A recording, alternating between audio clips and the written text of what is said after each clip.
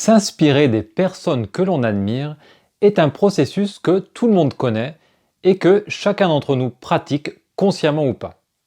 Et si s'inspirer des personnes qu'habituellement on critique pouvait être encore plus avantageux?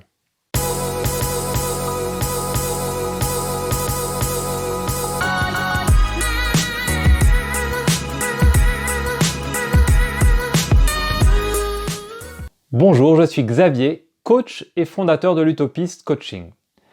J'accompagne les personnes qui souhaitent améliorer leur rapport au travail, leur relation aux autres ou à elles-mêmes en les aidant à changer de regard sur leurs problématiques pour se mettre en mouvement vers une vie plus épanouie. Alors, qui vous inspire dans votre vie et pourquoi? Si je vous propose cette question, qu'allez-vous me répondre spontanément? Peut-être votre prof de yoga qui a réussi à faire de sa passion un métier, votre amie qui a franchi le pas de quitter la fonction publique pour devenir dessinatrice, tel conférencier qui transmet des valeurs qui sont importantes pour vous, Nelson Mandela qui a milité toute sa vie pour une cause juste. Pourquoi avoir choisi ces personnes?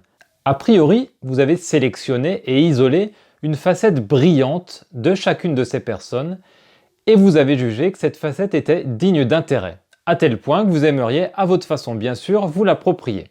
Ces personnes ont certainement d'autres facettes moins reluisantes que vous ne connaissez pas, car ils ne vous les ont pas montrées ou que vous ne les relevez pas. Et elles sont certainement pas inspirantes du tout. Si on cherchait bien, je suis sûr qu'on trouverait. Je vous propose maintenant une autre question. Citez-moi des personnes qui ne vous inspirent pas du tout et que vous avez plutôt tendance à critiquer, et pourquoi? Qu'allez-vous me répondre? Votre voisin car il est colérique et aigri?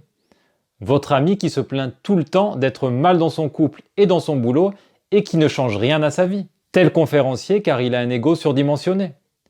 Notre président qui a une gestion catastrophique de telle ou telle situation et qui fait comme si tout était sous contrôle? J'imagine que la liste des personnes non inspirantes pourrait être longue. Comme tout à l'heure, on a sélectionné et isolé une facette peu reluisante de chacune de ces personnes. Tellement peu reluisante qu'on a plutôt tendance à la critiquer plutôt qu'à s'en inspirer. Pourtant, comme tout à l'heure, ces personnes ont certainement d'autres facettes que vous ne connaissez pas, car ils ne vous les ont pas montrées ou bien que vous ne les relevez pas. Est-ce que l'on ne pourrait pas chercher des facettes inspirantes chez elles? Si on cherchait bien, je suis sûr qu'on trouverait. Allez, tentons le coup avec un exemple simple. Notre président, alors l'actuel, le précédent ou le suivant ou la suivante, peu importe. Ne portons pas notre regard sur ce qui nous irrite, sur nos désaccords profonds, sur le fait qu'il privilégie certaines populations plutôt que d'autres, sur les mensonges qu'il a pu dire et les procès qui le concernent. Est-ce que cet être humain n'a pas une facette inspirante?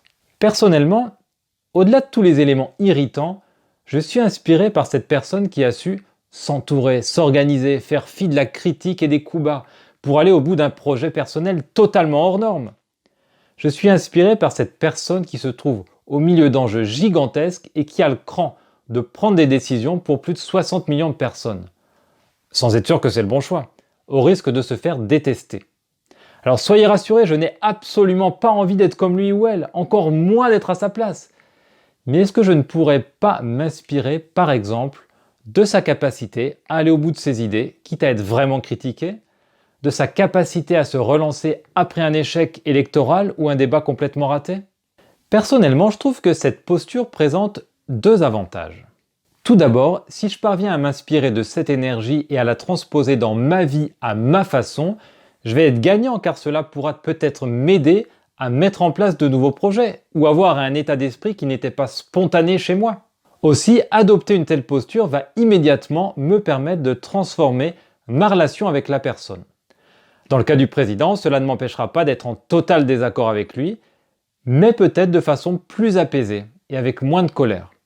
Dans le cas où c'est une personne que je côtoie au quotidien, mon patron par exemple, le fait de changer le regard que je porte sur lui et que je focalise plutôt sur ses facettes inspirantes, même s'il les cache bien, va aussi mécaniquement transformer la relation. On peut même rêver un peu et imaginer que ça pourrait rendre moins visible et donc moins gênante pour moi ces facettes qui m'agacent tant. Tiens, est-ce que quitter du regard un aspect qui nous dérange chez quelqu'un pourrait le rendre moins visible et donc moins dérangeant pour soi, moins envahissant? Je me suis rendu compte qu'en généralisant l'adoption de cette posture à toutes les personnes que l'on croise, cela peut profondément changer le rapport que j'entretiens avec les autres. Personnellement, j'aime bien parfois adopter sciemment cette posture du qu'est-ce qui m'inspire chez cette personne et le prendre vraiment comme un jeu. Alors qu'est-ce qui m'inspire chez mon facteur? Sa capacité à avoir tous les jours un sourire sincère quand il me croise. Qu'est-ce qui m'inspire chez cette personne qui fait la manche dans la rue? Sa capacité à vivre sans aucune visibilité du lendemain. Qu'est-ce qui m'inspire chez mon ami qui se plaint tout le temps de son job et de son mari? Sa capacité à prendre soin de ses amitiés. Peut-être parce que sa relation au boulot et son couple sont en souffrance. En jouant à ce jeu, j'aborde chaque personne que je croise comme si elle avait un cadeau inspirant à m'offrir et que mon rôle était de parvenir à le reconnaître et à me l'approprier. Alors parfois j'y arrive pas, je vais pas vous raconter des histoires, mais c'est pas grave, le fait d'essayer, je pense, transforme déjà la relation. On pourrait aussi se poser la question de pourquoi parfois on n'y arrive pas. Est-ce que ça pourrait pas nous inspirer un peu ça? J'ai aussi parfois l'impression que comme par écho, quand j'adopte cette posture, les personnes que je côtoie se focalisent elles-mêmes plus sur mes facettes inspirantes. Et si l'inspiration était une chaîne et que chaque personne en était un maillon? Si cette vidéo vous a inspiré, même un tout petit peu, je vous invite à me le dire dans les commentaires en dessous de la vidéo. Et pour me soutenir, pensez à vous abonner à ma chaîne, à partager ou à me laisser un petit like.